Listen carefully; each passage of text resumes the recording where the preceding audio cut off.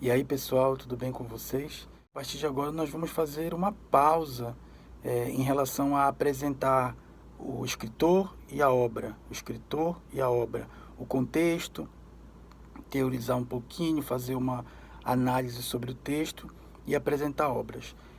Até o momento, nós já vimos romance, nós já vimos conto e nós já vimos poema. Mas a gente apresentou isso, a gente discutiu sobre isso, a gente leu conto, a gente leu romance, a gente leu poema, a gente leu a literatura de suspense, o gênero policial. Mas agora vamos fazer uma pausa em tudo isso para discutir gêneros literários. O que seriam gêneros literários? Bom, eu posso adiantar para vocês que os poemas pertencem a um gênero literário, que os contos pertencem também, os romances pertencem a gêneros literários. Então precisamos agora balizar isso. Precisamos refletir sobre como surgem os gêneros literários e quais são os gêneros literários. Vamos a eles.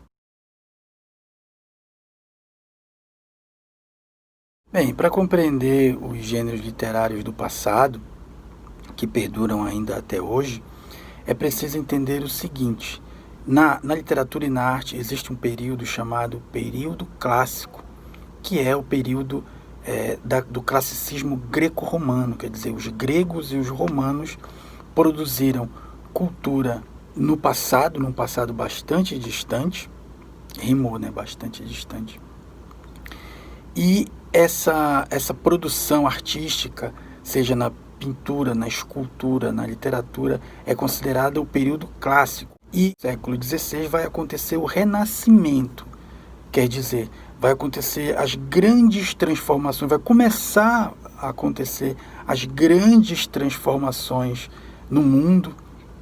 Vamos nos aproximar do período chamado período romântico, e aí tudo o que havia de gênero literário do período clássico vai ser revisado, vai ser repensado. Quais são os gêneros do período clássico? Os gêneros que compreendem o passado remoto até a Idade Média e até a chegada do Renascimento. São os gêneros lírico, épico e dramático. Na aula de hoje a gente vai trabalhar um pouco com o gênero épico. Bem, o gênero épico geralmente se expressa por meio de um poema longo, mas não qualquer poema, um poema heróico, um poema que fala da memória coletiva de um grande feito de um povo.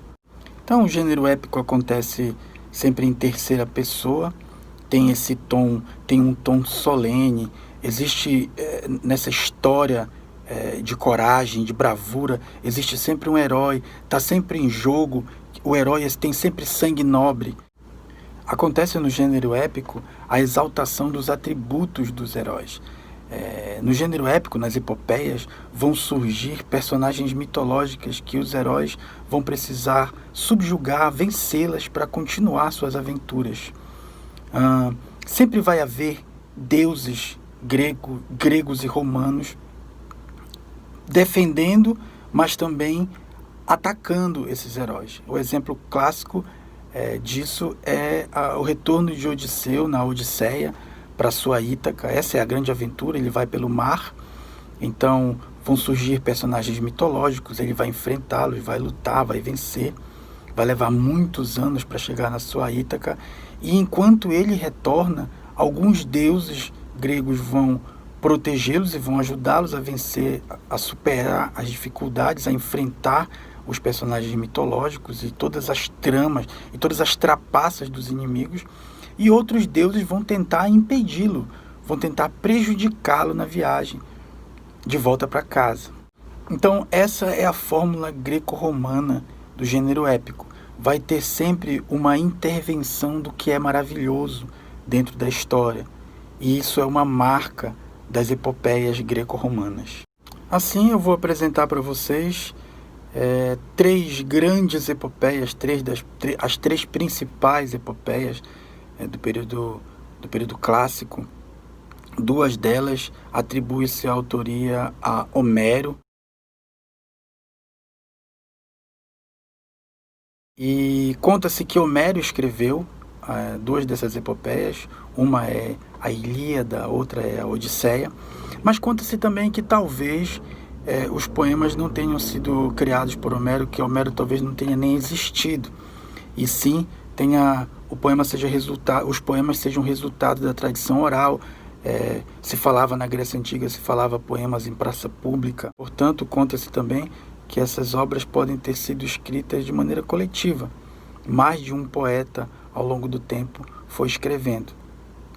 De todo modo, na capa dos livros aparece Homero. Essa é a Ilíada. Vejam, eu falei que são poemas longos, são poemas heróicos longos. Vejam, esse é o volume 1. São 2 volumes, então imaginem que esse longo poema heróico tem mais ou menos esse tamanho, colocando o livro lado a lado. Então, são muitos, milhares de versos. A Ilíada é uma história curiosa. Essa é a tradução do Haroldo de Campos, poeta brasileiro. Uma coisa curiosa que talvez para muitos a Ilíada possa parecer uma novidade aqui nessa aula, mas ela deixa de ser novidade quando eu pergunto quem já assistiu o filme Troia. A Guerra de 10 Anos de Troia, na verdade, é justamente inspirada nesse livro, nessa epopeia. É uma guerra de 10 anos onde Aquiles é um dos heróis, mas também aparece Odisseu. Odisseu é um guerreiro engenhoso que está louco para voltar para casa, mas a guerra demora muito, ele não queria nem estar participando da guerra. E é justamente Odisseu que vai ter a engenhosa ideia de enviar o cavalo de madeira como presente para Troia, porque eles não conseguiam transpor os muros de Troia. Heitor, outro herói da guerra de Troia, da Ilíada, Heitor não permitia, com seu exército, não permitia que eles entrassem em Troia. Então Homero vai ter a brilhante ideia de enviar um cavalo de presente, um cavalo de madeira, o famoso presente de grego para troiano. E dentro do cavalo estão alguns guerreiros, inclusive o revoltado, o semideus Aquiles. Terminada a guerra de Troia, quer dizer, terminada a Ilíada, Odisseu, um dos heróis, um dos guerreiros, vai voltar para casa. Então, o retorno de Odisseu para casa é o que configura o segundo livro, a segunda grande epopeia, talvez a maior de todas, a mais encantadora de todas, com certeza, Odisseia. Quer dizer, Homero, se é que ele existiu, escreveu a Ilíada e depois continuou a história a partir do seu personagem Odisseu. Então, o que conta a Odisseia, esse outro volumão? A Odisseia simplesmente conta o retorno do guerreiro Odisseu para sua Ítaca, para sua casa. E esse retorno vai ser cheio de aventura, vai ser cheio de personagens mitológicos, vai ser cheio de dificuldades. Odisseu vai sofrer muito para conseguir chegar em casa.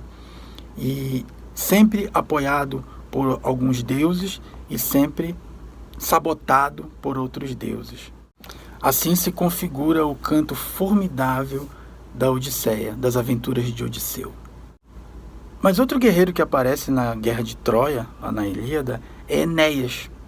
Então, Enéas vai ser o herói de uma terceira epopeia, agora essa escrita por Virgílio, e agora essa não mais grega e sim romana. Então, a Eneida vai contar as aventuras agora de Enéas. Quer dizer, a partir da Ilíada vão surgir 2 outras epopeias partindo de personagens que ali estavam. A Odisseia, com Odisseu, e a Eneida, com Enéas. Sendo que a Odisseia foi escrita por Homero, provavelmente. Já a Eneida vai ser escrita por Virgílio e vai ser a primeira grande epopeia romana. Bem mais próximo da gente está os Lusíadas, de Luís de Camões. Bom, esse épico de Camões, do português Luís de Camões, vai ser escrito já ali no final da Idade Média, século XVI, já muito ali junto do descobrimento do Brasil, e inclusive o Brasil é citado, essa descoberta é citada na aventura na aventura de Camões. E qual é o mote dessa epopeia? Bom, o mote dessa epopeia é a valorização do povo português, do Império Português, que naquele momento estava se expandindo através das grandes navegações, e é disso que trata os Lusíadas. Então a viagem para as Índias, a grande aventura de viagem para as Índias, com o grande brado português, com o grande canto em defesa do povo e do Império Português. Uma clássica epopeia, e talvez a última grande epopeia. Com o Renascimento, que é o pós-Idade Média, o advento da era burguesa, depois o romantismo, a Revolução Industrial, o tom solene do gênero épico ele vai se dissolver, vai haver a reformulação de todo o pensamento acerca do clássico. Tudo isso vai dissolver o tom solene dos épicos, mas não vai apagá-lo de todo. Prova disso é o grande sucesso, mesmo hoje, no século XXI, de obras, por exemplo, cinematográficas ou mesmo romanescas, livros, romances, que têm o tom épico. Por exemplo, Senhor dos Anéis, que muitos de vocês devem conhecer, Game of Thrones, também muitos de vocês devem conhecer. O que acontece? Por que esses livros que viraram filmes tão famosos, e como livros também foram muito famosos, são muito famosos, por que eles têm um tom épico? Porque tem aí uma exaltação dos atributos, uma valorização dos atributos, tem aí aquela ideia do sangue nobre do personagem, que é o herói, tem a história de defesa de um povo, de defesa, de exaltação de um povo, e guarda ainda a relação com os personagens mitológicos que precisam ser enfrentados, e com também o apoio, a ajuda dos deuses. Os deuses vão abençoar ou vão ser inimigos dos heróis. Portanto, o gênero épico continua fazendo muito sucesso ainda na sociedade contemporânea, mas agora ele vai estar distribuído dentro da realidade alucinada do nosso tempo tão acelerado, e sem toda aquela solenidade das epopeias do passado.